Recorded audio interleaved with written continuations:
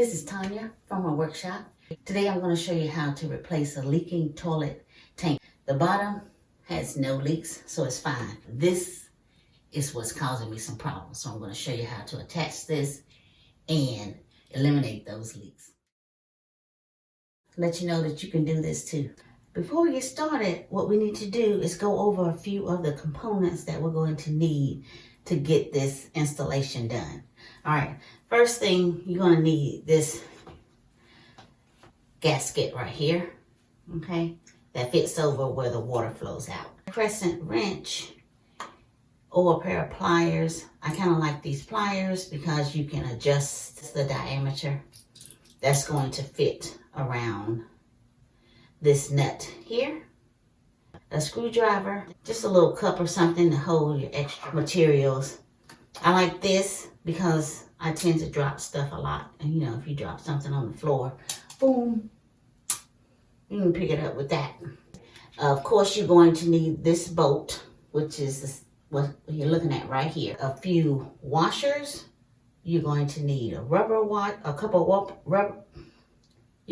couple rubber washers, metal washers, and your nuts.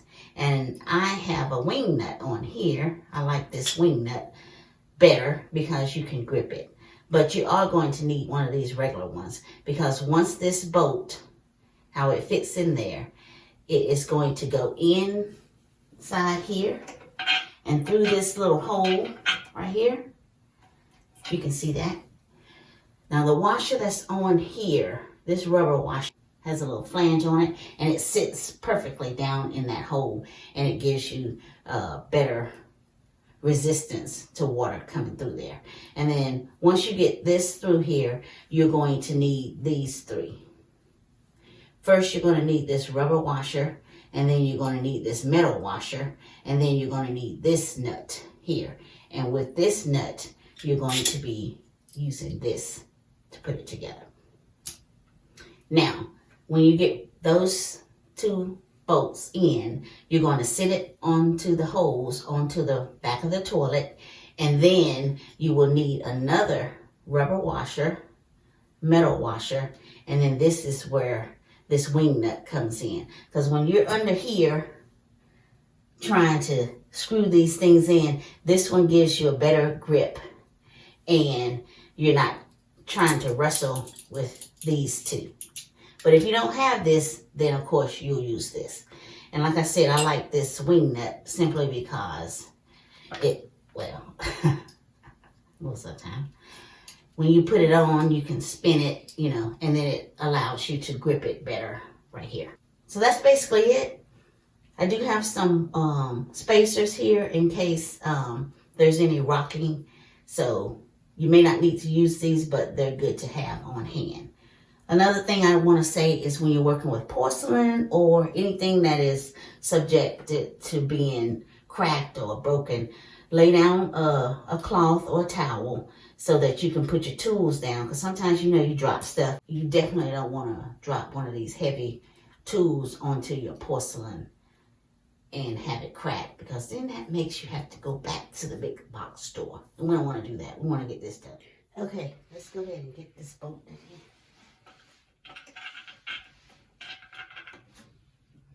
I'm going to take my screwdriver and put in that slot. Rubber gasket. It's kind of tight to go on there. But just screw it around. It'll go.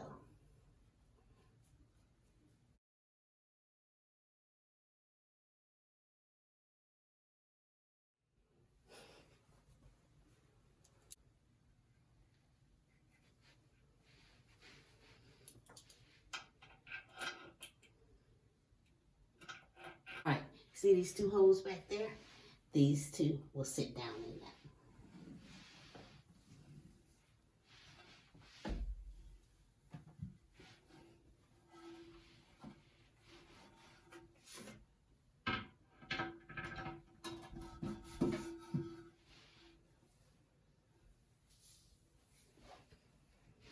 Now, if you can see, there's a little bit of rocking going on.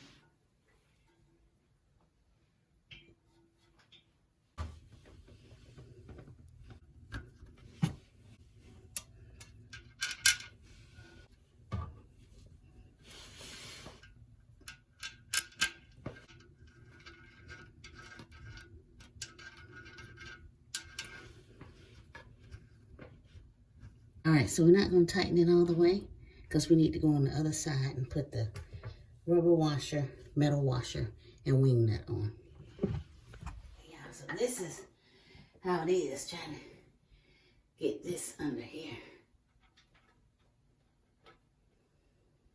And as you notice, I'm putting a little pressure here to bring it down some. Then I'll go over to the other side, tighten that up a little bit more. Just little teeny bits at a time. You want it tight, but not really tight. Because if you start hearing cracking, then it's all over. All right.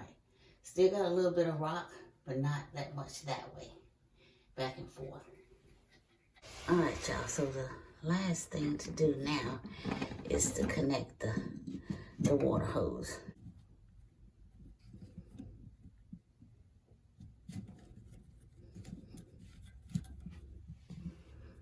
And y'all, it's really not this hard, but I am trying to do it and hold the camera at the same time. Now, on this part, with the water line, you will not use any tools. You'll hand tighten this. All right, y'all, I'm a pretty optimistic person, but I do live in reality. So, as a precaution, I put down a towel and a couple buckets on each side, just in case. All right, so what we're gonna do now is just turn the water on, let it fill up probably a third of the way, and we're gonna check for leaks. If it's fine, I'll flush it, fill it up halfway, check for leaks again, and then if we're still looking good, I'll fill it up all the way. All right, here we go. All right, so we got it filled up halfway. I don't hear any plops going into any of the buckets, nor do I see any wet spots on the towel. So I think we're pretty good, y'all. But let's take a look underneath.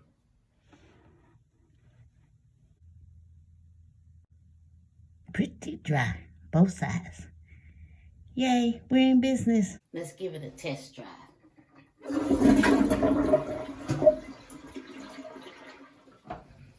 Beautiful.